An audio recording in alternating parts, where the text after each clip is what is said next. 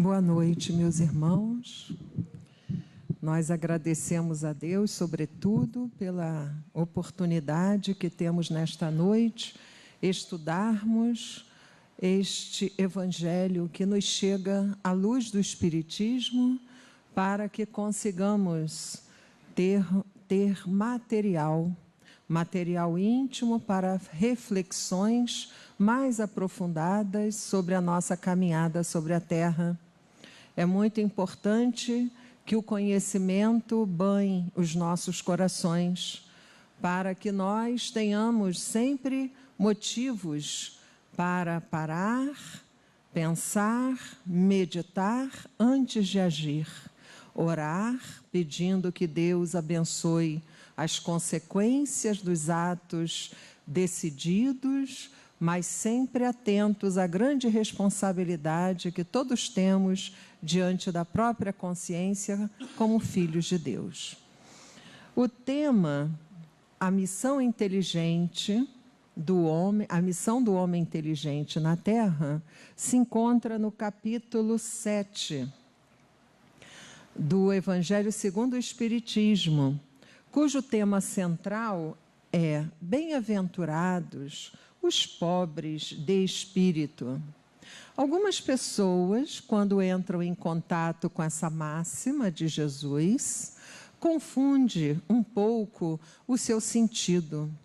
Por quê? Porque ao longo do tempo, os termos pobre de espíritos foi mudando a sua mensagem, a sua conotação, dando a entender que são espíritos sem evolução, com muitas dificuldades, mas naquela época se referia àqueles que têm pobreza da vaidade, pobreza do orgulho, aqueles que são desprovidos desses vícios morais, os quais ainda a maioria, se não todos nós, estamos vinculados.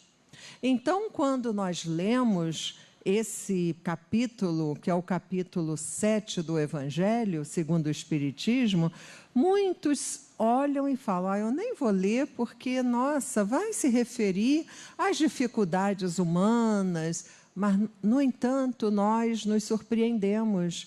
Precisamos ter sempre humildade e buscarmos ler essas máximas, porque a sua mensagem é grandiosa, que nos faz amadurecer o campo moral, o nosso senso moral. Porque Jesus falou assim, lá no monte, o Sermão da Montanha, bem-aventurados os pobres de espíritos. Esses irmãos aos quais ele se refere são espíritos que já se encontram numa condição evolutiva bem diferente da grande maioria de nós, porque, na verdade, ele se refere aos humildes. E qual é a nossa tendência? A tendência que grande parte de nós tem é de crer, é de acreditar que tudo nos leva a negar a própria divindade, que é a inteligência suprema. Por que isso ocorre? Por causa do nosso orgulho. Nós nos sentimos acima de tudo e de todos. Tudo eu posso compreender, tudo eu posso saber, tudo eu posso fazer.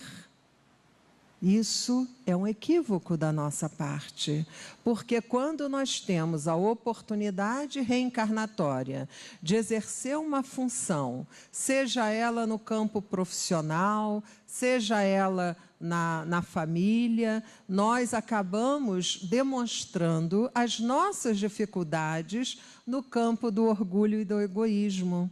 Muitos de nós, dentro da família, somos verdadeiros déspotas, tiranos, daqueles a quem deveríamos amar, a quem deveríamos nos colocar sempre à disposição para ajudar quando necessário, quando assim pudermos trazer uma mensagem edificante, quando também há aqueles momentos alegres em família para que nós possamos contribuir com alegria a sincera, honesta amizade que devemos ter por eles. Mas muitos de nós ainda deixamos aquele ser, aquele eu, aquele ego, como muitos preferem falar, eu ou ego, não importa o termo, vir à tona. Aquele eu que já participou de outras existências e que usou o poder para dominar, para escravizar, para trazer um mal-estar ao próximo. Por quê?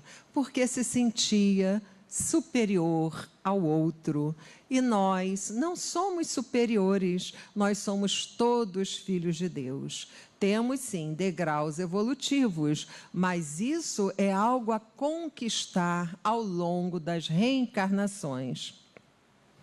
Quando nós nos recusamos a admitir, por exemplo, o mundo invisível que está a toda volta, inclusive os cientistas terrenos estão sempre citando a questão do que o que mais existe no universo é invisível aos nossos olhos. Quantas e quantas coisas nem mesmo os nossos operosos cientistas, os nossos aparelhos modernos conseguem captar. Então, já sabemos que um percentual bem pequeno é aquilo que nossos olhos conseguem perceber. Então, quando nós aqui estamos envolvidos pelas questões sociais, pelas questões terrenas, nós não admitimos que há um poder extra-humano. Estamos sempre buscando nos sentir além disso tudo. Não pode, assim, o meu orgulho, fazer com que essa ideia ocupe espaço em mim. Então, o que acontece? Há uma revolta com a ideia de que há algo além do que alcançamos com o nosso limitado conhecimento, que só se admite aquilo que é visível e aquilo que é tangível. E muitas vezes nós atribuímos somente pessoas que acreditam nisso, atribuímos essa crença a pessoas muito simples, desprovidas de conhecimentos filosóficos, científicos. Mas isso é um grande equívoco da nossa vaidade. Nós precisamos começar a pensar, a ter um olhar com maior perspicácia, com maior, digamos, entre aspas, investigação da vida, para podermos perceber que há algo além de nós. Então, quando Jesus diz que o reino dos céus é para os simples, o que ele fez? Ele quis afirmar que ninguém é admitido nesse ambiente divino, nesse ambiente luminoso, sem a simplicidade do coração e a humildade do espírito. Por quê? Porque só assim nós conseguimos crescer, amadurecer. Porque quando nós nos revoltamos contra aquilo que desconhecemos e julgamos não existir, nós fechamos portas ao conhecimento. Tudo aquilo que é novo, que chega, o que acontece conosco? Ah, não, isso é bobagem, nada disso acontece. É o orgulho falando alto. Aquela pessoa antiga que ainda vive em mim, ela vem e se coloca diante da oportunidade que a vida apresenta. Então, em todas as circunstâncias, todas, o mestre coloca a humildade no plano das virtudes, que nos aproximam de Deus, e o orgulho entre os vícios que nos distanciam de Deus.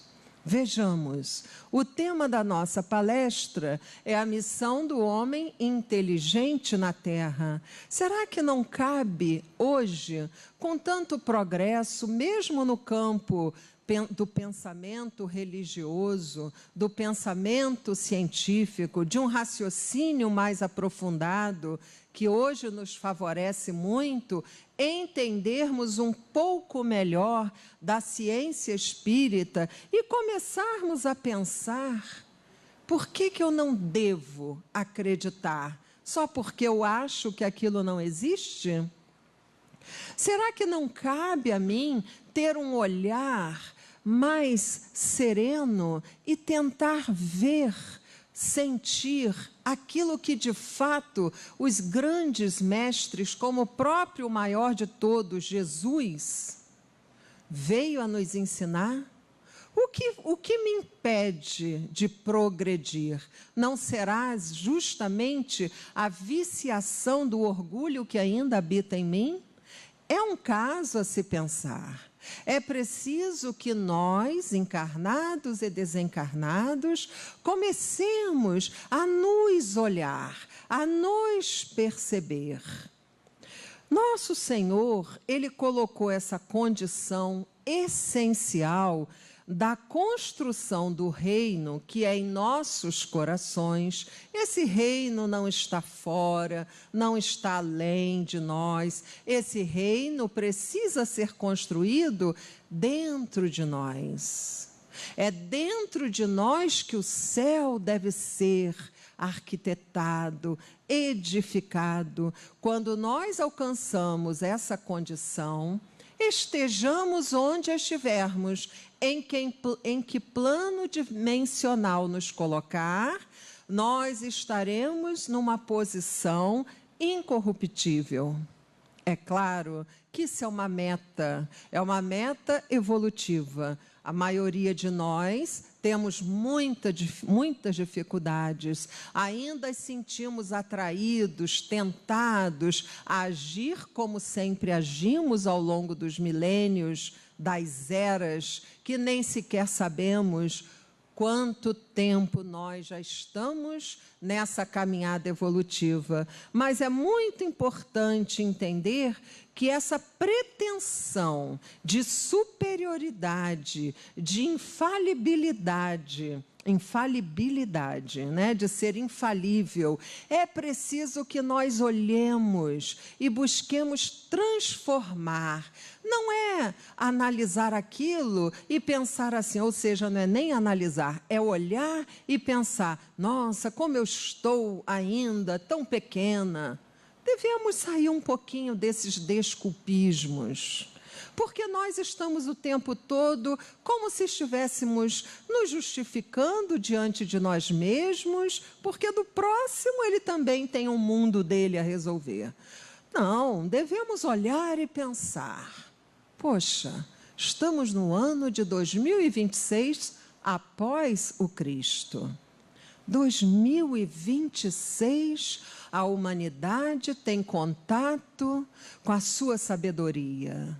Será que eu vou ficar mais tempo marcando passo, batendo na mesma tecla do orgulho que ainda habita em mim? É claro que ele habita em mim, mas eu posso olhar para ele e começar a trabalhar.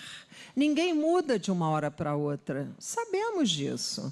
A evolução, ela não acontece de uma hora para outra, mas é preciso que nós busquemos, que nós perseveremos. E o Espiritismo, ele sanciona, ele confirma essa teoria que vem do Evangelho, mostrando, inclusive, que grandes no mundo dos espíritos são aqueles que eram pequenos sobre a terra e, frequentemente, bem aqueles que nela eram os maiores ou os mais poderosos se tornaram pequenos no plano espiritual. Esses que eram pequenos, falando de novo, talvez eu tenha me confundido, aqui na Terra, no plano espiritual, caso tenham aproveitado a oportunidade da bendita reencarnação, ao desencarnar, eles são luminosos, eles vão para planos onde o amor se faz comum a todos, onde a caridade é normal, não precisa mais ser pensada porque já é praticada.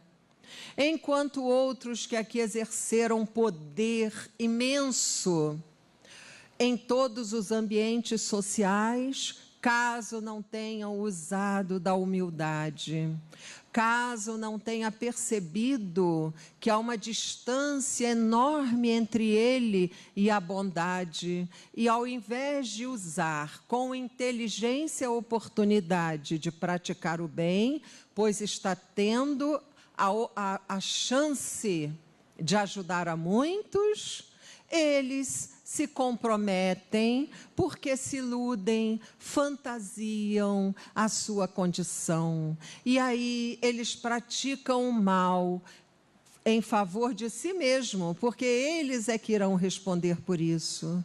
E ao desencarnar, eles irão se encontrar em grandes dificuldades. Será que não está na hora da doutrina dos espíritos começar a ser adotada como material de estudo e de prática? E vamos chegando à conclusão que a prática do espiritismo é a própria conduta que Jesus nos ensinou. Então nós vamos fazendo aí um link, uma ligação do conhecimento espírita com o Evangelho, que é a mensagem excelsa do Cristo. E começamos a compreender que não há outro caminho a seguir, só há um caminho, então é o caminho. Por quê? Porque ele mesmo falou para nós que ele é a verdade, ele é o caminho, a verdade e a vida, e ninguém chegará a Deus se não for por esse caminho, por tudo que ele não só falou, mas principalmente exemplificou. E nós, então, precisamos compreender que no princípio das encarnações sucessivas, que são as reencarnações, nós temos que entender que todo aquele que se eleva demais numa existência, como aqui já foi ventilado para nós, ele se sente muito poderoso, eles são rebaixados à última posição numa existência seguinte. Por quê? Porque a reencarnação tem a proposta de reeducar o espírito imortal, Filho de Deus. Não é de castigar. Deus não castiga absolutamente. Ele traz a oportunidade da autoiluminação. O espírito, pelas experiências que ele vai passando, que ele vai enfrentando, que vai despertando no campo íntimo os sentimentos que devem ser sempre de submissão à vontade de Deus, ele vai cada vez mais se transformando, se iluminando, se aprimorando. Por isso a importância de entendermos muito bem esse princípio das vidas sucessivas, ou melhor, das existências sucessivas, que é a reencarnação, que é uma lei. É lei com L maiúsculo, porque é uma lei de Deus. Não é uma lei criada por alguém que pensa, que analisa, vai muito além. Isso é uma lei de Deus que nos faz compreender que hoje estamos todos envolvidos como uma família espiritual, para que possamos um ajudar ao outro. Apareceu a oportunidade, peguemos essa oportunidade, em que posso ser útil. Mas isso deve ser realizado não só através da possibilidade de usar as suas mãos, mas também o seu olhar, também as suas palavras, também, principalmente, os seus sentimentos, para que nós não nos tornemos mecânicos. Pode acontecer? Pode acontecer. Não é tão ruim assim, porque nós vamos passando por experiências. Vai chegar uma hora que o mecanismo que se fez, adotado por nós, ele começa a perder o sentido, porque é como se tivéssemos uma luz. Não é como se tivéssemos, é é porque temos uma luz que é divina em nós. É uma luz que pulsa em nós. Quando nós temos o contato com a oportunidade de sermos úteis a alguém, esse alguém pode ser da nossa família. Se eu sou uma mãe, vou tentar ser uma boa mãe dentro daquilo que eu alcanço, daquilo que eu compreendo. Se eu sou esposa ou marido, vou tentar ser uma boa esposa, um bom marido. Vou tentar tratar a pessoa que lida, que divide comigo a vida, as preocupações, ser gentil. Vou buscar trabalhar em mim a caridade de um olhar sereno, principalmente quando o outro está enfrentando, muitas das vezes, uma problemática que o ou a deixa muito nervosa ou nervoso, tenso. Serei eu aquele ou aquela que colocará a anestesia do amor, da compreensão, do entendimento. Mas, para isso, nós temos que compreender a nossa função. O que eu estou fazendo aqui? Se eu sou filho ou filha, vou fazer o melhor de mim.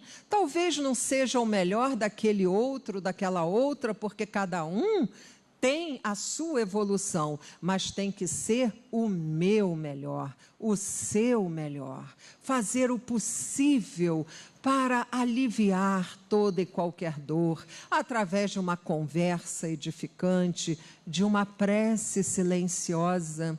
Há pouco tempo li uma frase que eu gostei muito, que quando nós oramos por alguém anonimamente, ou seja, a pessoa nem sabe que nós oramos por ela, nós estamos a abraçando invisível, de forma invisível. É como se esse abraço terapêutico fosse, de fato, ajudá-la, o que é uma verdade, porque a gente sente o fluido que nos endereçam através de um bom pensamento, através de uma prece a Deus por alguém. Eu penso numa pessoa amiga e penso, Senhor, ilumine a vida, a mente, as decisões, para que haja conforto em seu coração, para que a boa espiritualidade, aquela que está lúcida e equilibrada, tenha acesso àquela mente em que no momento está vivendo, ou talvez não, mas sempre estamos vivendo na vida física, desafios inúmeros de todos os aspectos. Essa é a missão do homem que tem a inteligência na Terra. A inteligência é inerente ao ser humano, é um atributo do espírito.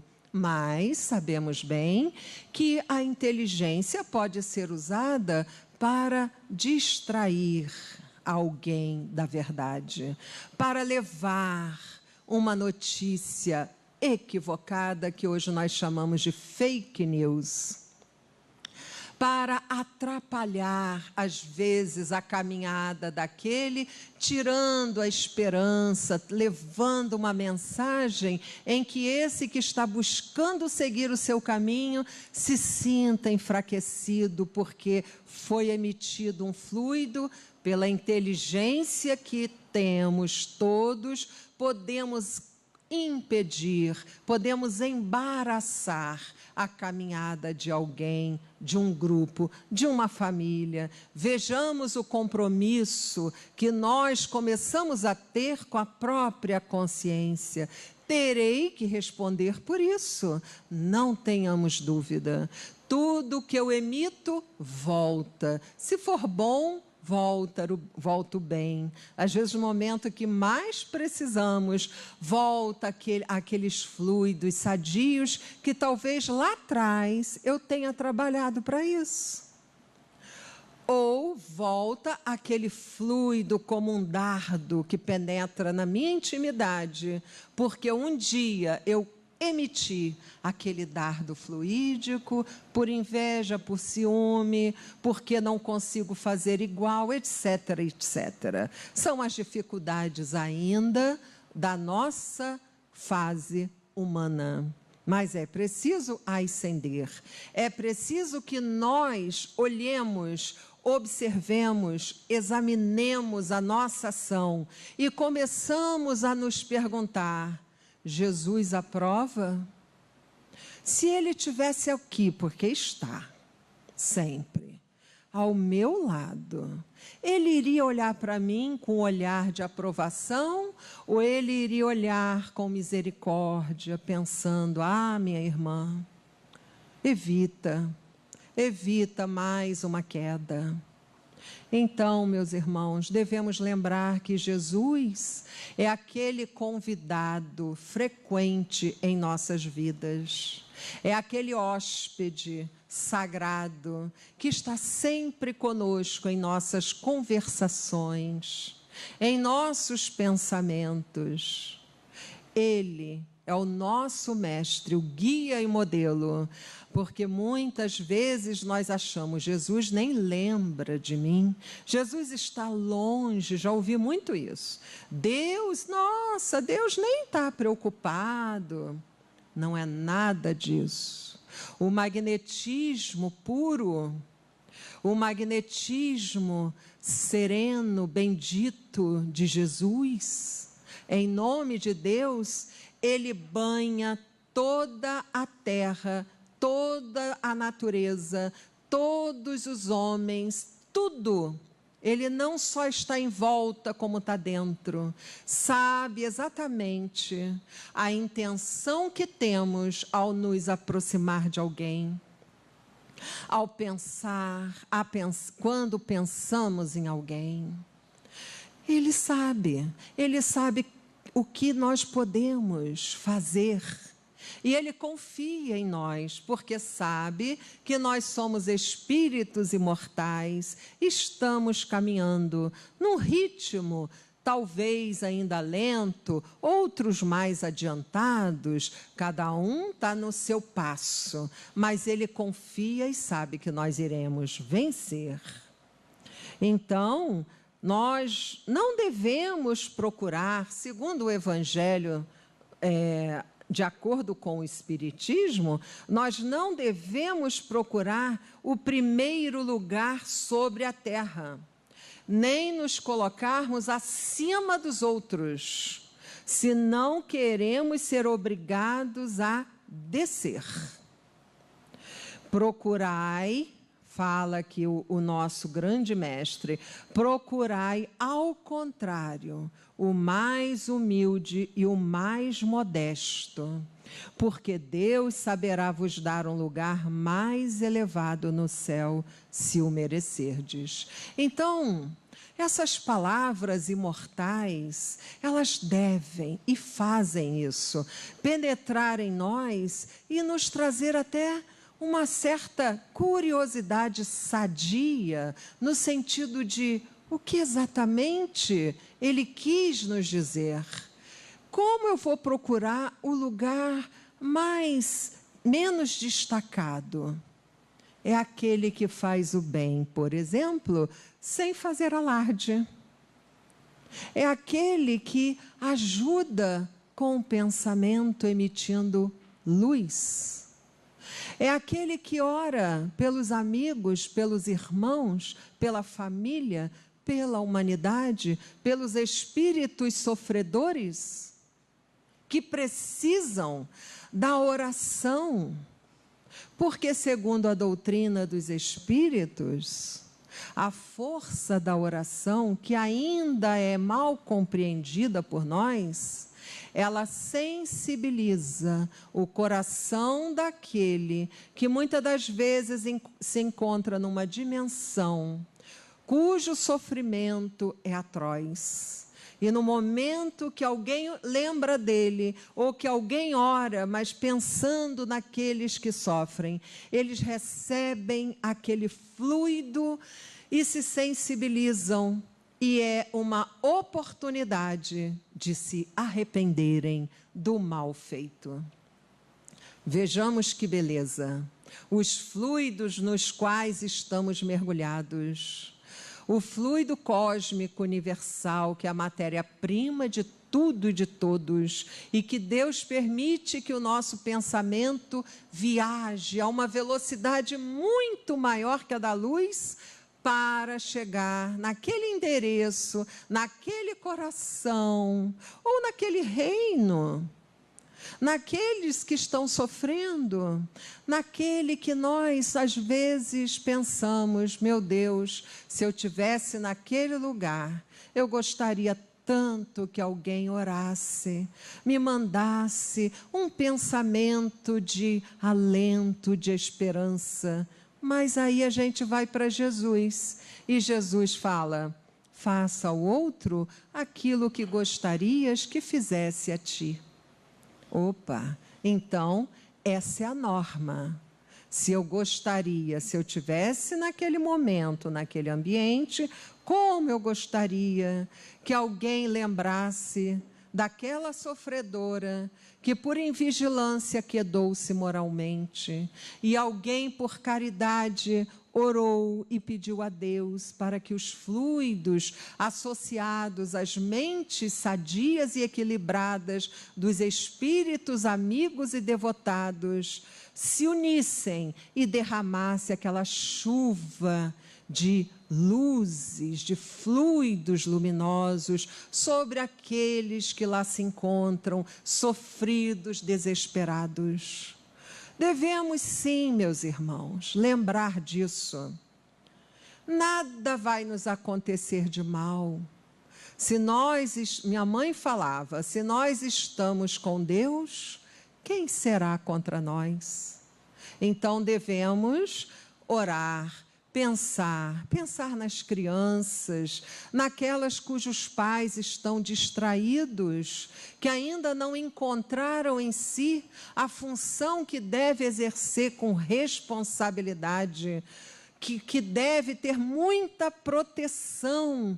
Pensemos nas crianças, oremos por todos, não só aquelas da nossa família, quem tanto amamos, que o nosso coração chega a doer, segundo uma amiga fala, de tanto ama, mas por todas as crianças, os jovens que estão andando sem direcionamento, estão sendo direcionados por mentes perigosas, que nós devemos ter misericórdia, piedade e compaixão dessas mentes, porque elas um dia serão crianças.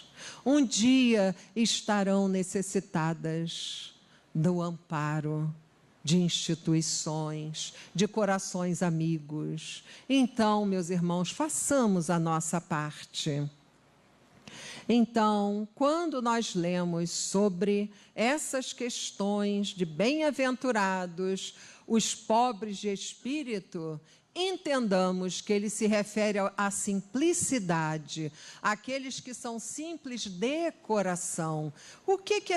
Qual é o oposto de ser simples? Complexo, difícil, não é assim?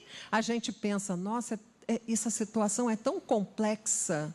Por que ela é complexa? Porque você vai por um caminho, não consegue solucionar. Você vai pelo outro, encontra um paredão. Então, nós devemos buscar deixar de ser complexos. Vamos buscar a simplicidade da vida, ver a beleza de uma tarde de domingo, dentro, por exemplo, daqui da Casa Espírita, às 17 horas, ouvindo o palestrante, ouvindo a prece, ouvindo a leitura. Que beleza! É um momento tão simples, mas é um momento tão precioso. Um jantar, um almoço em família, em que devemos buscar orar antes de nos alimentar, dando o bom exemplo àqueles que estão conosco. Devemos sempre fazer com que os momentos mais simples da vida se tornem grandiosos, se tornem momentos afetivos em que iremos gostar de lembrar. É assim que os psicólogos estão falando. Criem nas suas crianças, nos seus jovens, naqueles que convivem com você, memórias afetivas, positivas. É tão bom quando nós lembramos da nossa infância e lembramos daquele piquenique. Eu sou da época do piquenique, né? Então, lembramos daquele piquenique com meu pai, com a minha mãe, com meu irmão, com um amigo que eles quiseram levar. Sentamos, conversamos sobre vários assuntos e todos harmonizados pelo carinho e amizade e respeito. É tão bom lembrar, é tão bom porque nos alimenta, faz com que nós pensemos, foi tão bom, por que não continuará a ser bom? A esperança brilha, porque a esperança é a luz do cristão. Então, tudo isso que nós aqui lemos, que nós ouvimos, faz parte do Evangelho segundo o Espiritismo. É ele que nos faz compreender melhor a verdade que Jesus nos trouxe, porque Jesus só trouxe a verdade. A verdade porque foi exemplificada. Uma coisa é nós teorizarmos, mas nunca aplicarmos aquilo que estamos falando ou pensando ou escrevemos.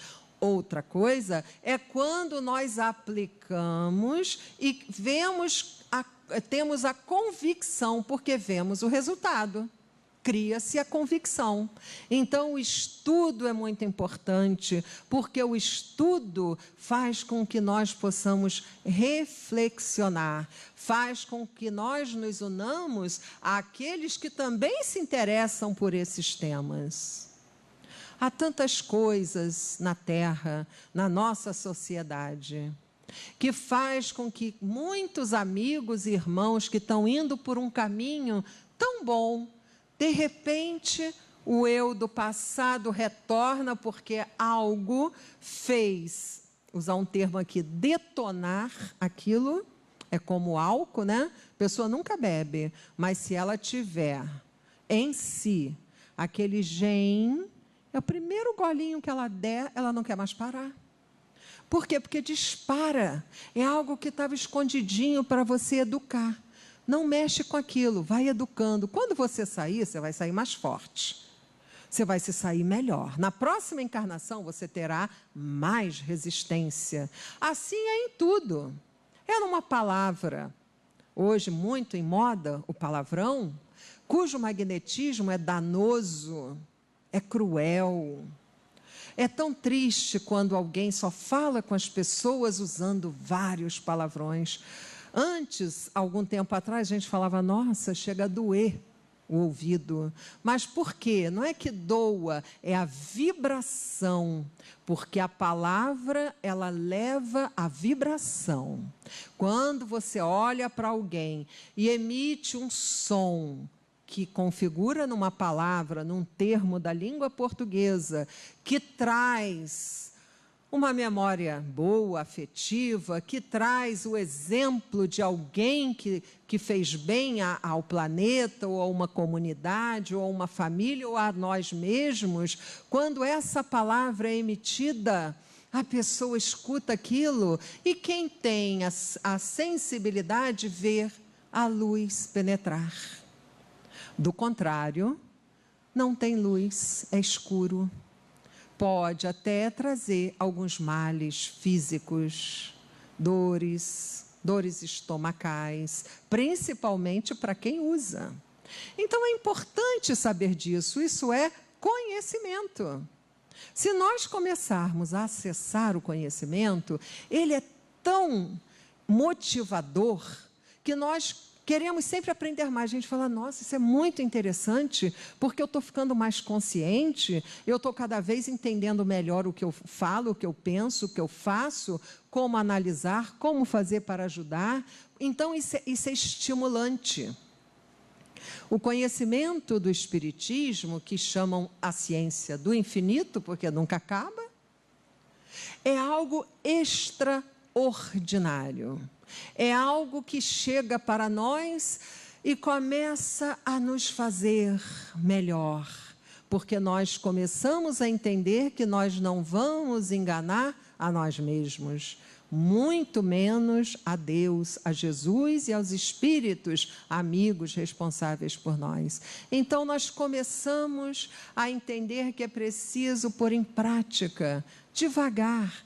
Nós não vamos nos santificar. A santificação é algo que, de fato, irá ocorrer, mas certamente daqui a muito tempo.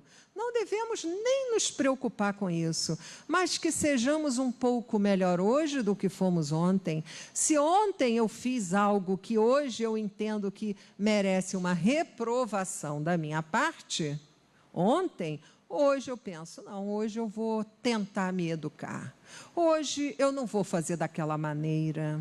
E quantas vezes, de tanto nós repetirmos, o número da repetição não nos é importante no momento, existem estudos para isso, mas eles falam que para cada um tem um número, não sei, não sou da área, mas sabemos que de tanto repetirmos vira um condicionamento no bem. Se eu posso ter um condicionamento no bem, por que eu vou insistir naquele condicionamento do mal que eu trago durante milênios? É preciso substituir. Tem muita coisa para ser dita, mas como o tempo passa rápido e nós precisamos lembrar que tudo isso precisa ser ilustrado pela vida que é forte, poderosa, porque ela nos apresenta aquilo que ocorre, nós temos aqui uma situação, um conto, mas que não é algo irreal, é bem real, foi registrado na Revista Espírita de outubro de 1862, falando que houve um espírito à época de Jesus. O nome dele era Apolônio. Vários atributos mediúnicos, ele nasceu com vários atributos. Vou falar de alguns, porque são tantos, mas alguns. Ele tinha a cura, ele tinha esse magnetismo de cura. Vejamos o nível de evolução do Apolônio. Ele tinha cura, ele tinha como ler pensamentos, é como se ele penetrasse naquilo que estava sendo gerado em outra mente, e ele conseguia compreender perfeitamente, sem sombra de dúvidas. Ele conseguia, inclusive, ter presciência. É quando o espírito, ele sabe o que ainda vai acontecer, ele tem ciência, ele tem saber do que ainda vai acontecer, ele sabe daquilo previamente, por isso pré-ciência. E outra também que ele tinha, que nós podemos estudar com a doutrina espírita, ele se transportava de um lugar para outro.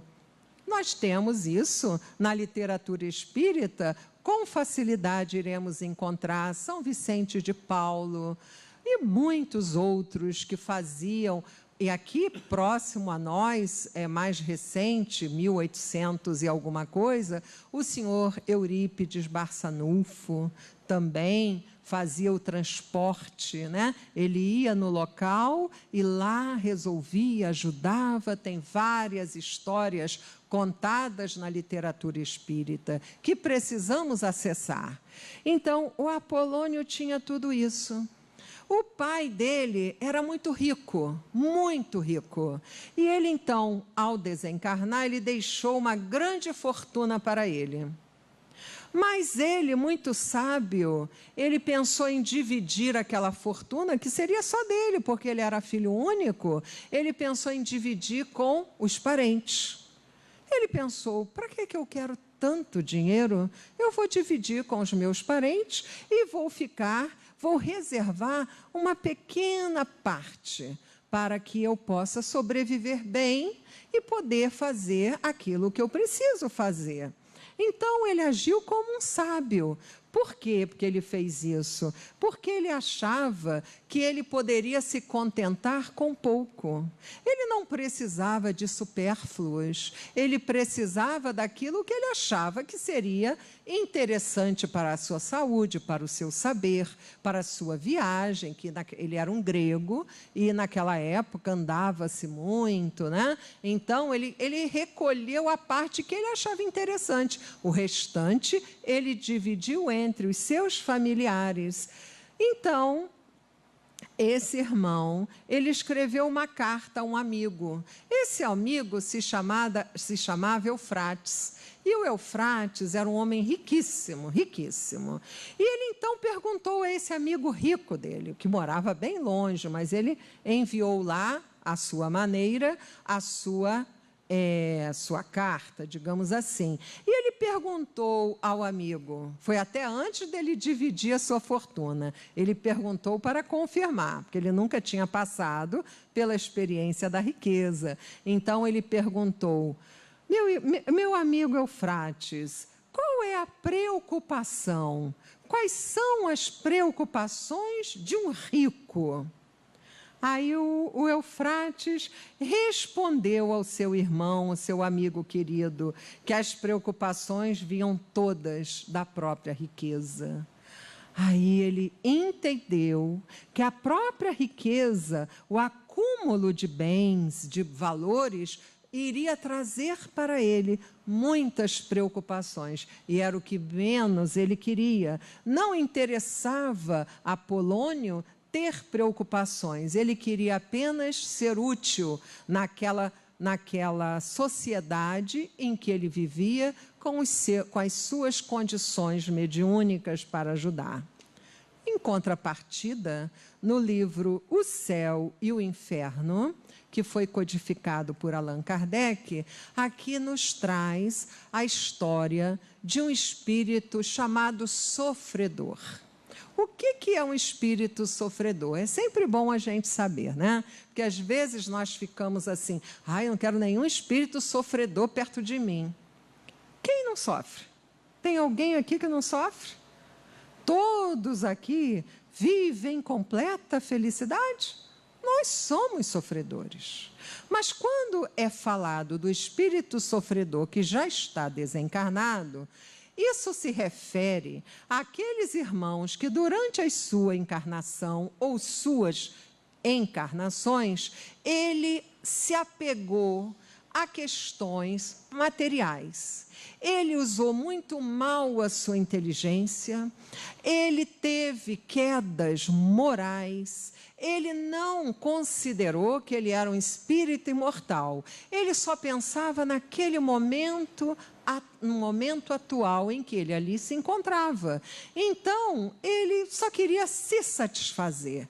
Esse, quando desencarna, ele vira um espírito sofredor, porque ele, aos poucos, depois daquela perturbação natural que ocorre quando desencarnamos, ele começou a despertar e perceber o grande sofrimento que ele tinha, porque ele não seguiu aquilo que a sua consciência sempre avisava, porque, segundo ele, neste livro, ele fala, sempre que eu iria fazer alguma coisa que não estava de acordo com o bem, com o bom, com o belo, eu ouvia como eu mesmo falando, não faça, não vai ser bom, você será infeliz. Ele ouvia a própria consciência, porque a consciência é a sentinela do espírito. E quando nós somos mais amadurecidos, é como se essa voz consciencial estivesse sempre nos alertando. Mas o que aconteceu com esse irmão? Ele não dava ouvidos, ele pensava, não, deixa eu fazer aquilo que eu quero, sem se perguntar se aquilo era legítimo, se aquilo estava de acordo com a lei de Deus. E o nome dele era Ourã. O príncipe Ourã era um príncipe russo. Olha que beleza, né? Não sei se vocês gostam da literatura russa. Vale a pena conhecer Leon Tolstói e outros. Mas, enfim, o príncipe Ourã era um espírito que se apresentou na mesa mediúnica com muito sofrimento. E ele falava, ele perguntava: vocês pensam que eu sou feliz por ter sido um príncipe? Felizes são os humildes de coração. Vejamos que ele já tinha adquirido ao longo das existências, porque são muitas as reencarnações, o entendimento. E ele falava: felizes são os humildes de coração, porque dele é o reino do céu. Então, entendamos que, embora fosse um sofredor, ele não estava tão inconsciente assim. Orai por mim. Compreendeu que a oração era importante para ele. E ele continuou falando: felizes os humildes de coração, que escolhem uma posição modesta, a fim de cumprirem a aprovação. Vós todos, a quem devora a inveja, não sabeis o estado a que ficou reduzido um desses que na terra são considerados felizes. Ele estava falando dele mesmo. E ele, então, continuou: não avaliais o fogo que abrasa, nem os sacrifícios impostos pela riqueza, quando por ela se quer obter a salvação. Vejamos, ele desperto, ou melhor, no processo de despertar, compreendendo que a riqueza para ele, pois ele foi um déspota. Não vou ler tudo porque é grande, mas vou trazer só alguns detalhes da leitura que são importantes. Ele, enquanto príncipe, ele foi um déspota. Ele só queria satisfazer aos seus prazeres, que ele fala aqui, prazeres mundanos. Ele foi duro e cruel com aqueles que eram considerados inferiores no campo da sociedade. Eram aqueles que o serviam. Todos se curvavam aos seus caprichos. É só, meus irmãos, que o príncipe Ourã desencarnou, como todos irão desencarnar. Aqueles que fazem o bem, aqueles que fazem o mal, aqueles que estão no poder, aqueles que são invisíveis à sociedade, todos irão desencarnar. Como irão se apresentar? Vão se deparar com a própria consciência.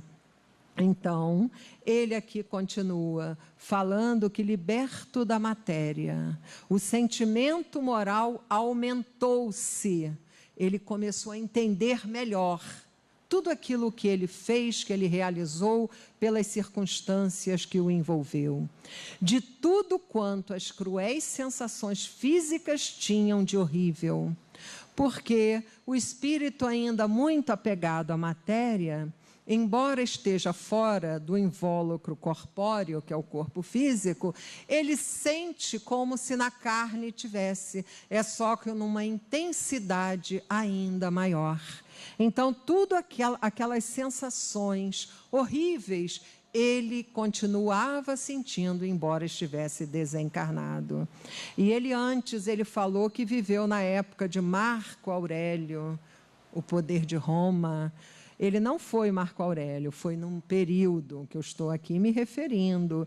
E ele sucumbiu, teve várias quedas, e ele ficou séculos na erraticidade, no plano experimental, no plano espiritual, buscando viver de novo, porque ele começou a entender que ele precisava resgatar o seu passado. Então, ele pediu para que viesse como um mendigo, como aquele que a sociedade nem sequer dava importância, porque ele queria experimentar a dificuldade de uma existência apagada aos olhos sociais. E ele veio assim, ele mendigou pão, mas o seu orgulho vinha do passado, porque ainda estava nele, e sobressaía. E o que aconteceu com Hurã? Hurã, ele acabou com o seu orgulho, o seu poder, o seu magnetismo de convencimento, ele acabou conquistando pessoas, começou a entender de ciência, e assim ele foi e se vendeu. Vendeu a própria consciência, corrompendo-se por motivos de glórias, por motivos de riquezas, e que iria fazer com que a sua consciência, segundo suas palavras, se estrangulasse.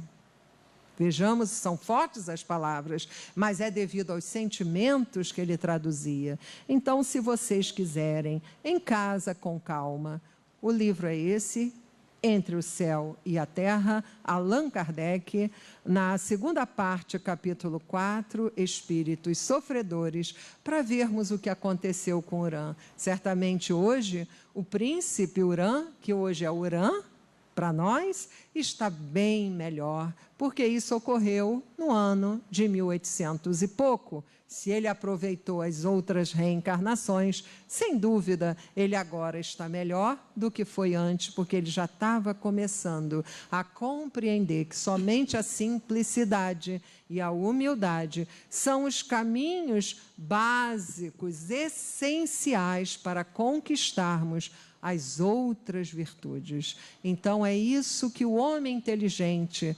precisa abraçar, adotar. A sua conduta deve ser baseada nessas virtudes. Ser simples de coração, ser humilde de coração, porque o coração não se engana. Devemos ser, mesmo que estejamos exercendo um papel na sociedade importante, mesmo que tenhamos uma conta gorda, não importa, Jesus se refere ao coração. Se nós somos pobres, com dificuldades, sejamos também simples e humildes. Não importa a nossa condição, a condição que o Espírito no momento se apresenta. A simplicidade e a humildade são aqueles que Jesus falou. Bem-aventurados os pobres de espíritos, os pobres da maldade, os pobres da raiva, os pobres da vingança. Esses são os humildes. Muito obrigada, que Deus nos abençoe.